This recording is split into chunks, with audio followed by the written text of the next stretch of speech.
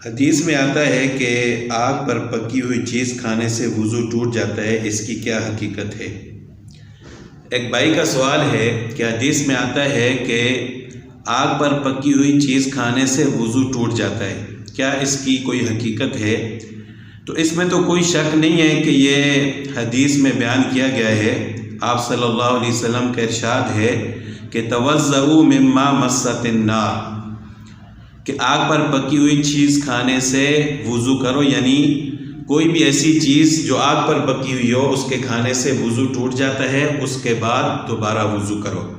لیکن یہ حکم منسوخ ہے، یہ شروع اسلام میں تھا، بعد میں یہ حکم ختم ہو چکا تھا، منسوخ ہو چکا تھا۔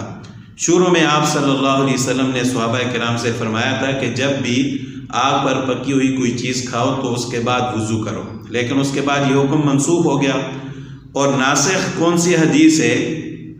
یہاں پر مشکات شریف کی ایک حدیث ہے کہ حضرت عبداللہ بن عباس رضی اللہ تعالیٰ عنہ سے روایت ہے کہ آپ صلی اللہ علیہ وسلم نے بکری کا گوشت کھایا، ثم صلی ولم یتوضا، پھر کھڑے ہو کر نماز ادا کی اور وضو نہیں کیا، یعنی پہلے سے آپ صلی اللہ علیہ وسلم کا وضو تھا تو بکری کا گوشت کھانے کے بعد دوبارہ وضو نہیں کیا کہ میرا وضو ٹوٹ گیا ہے۔ تو اس سے یہ ثابت ہوا کہ کوئی بھی چیز آگ پر پکی ہوئی ہو اس کے کھانے سے وضو نہیں ٹوٹتا۔ جس حدیث میں وضو ٹوٹنے کا ذکر ہے وہ حدیث منسوخ ہے۔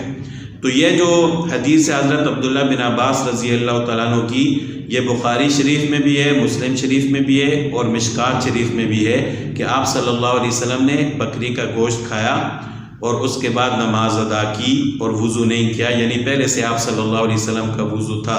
تو اس سے یہ ثابت ہوا کہ کوئی بھی چیز جو آگ پر پکی ہوئی ہو اس کے کھانے سے وضو نہیں ٹوٹتا۔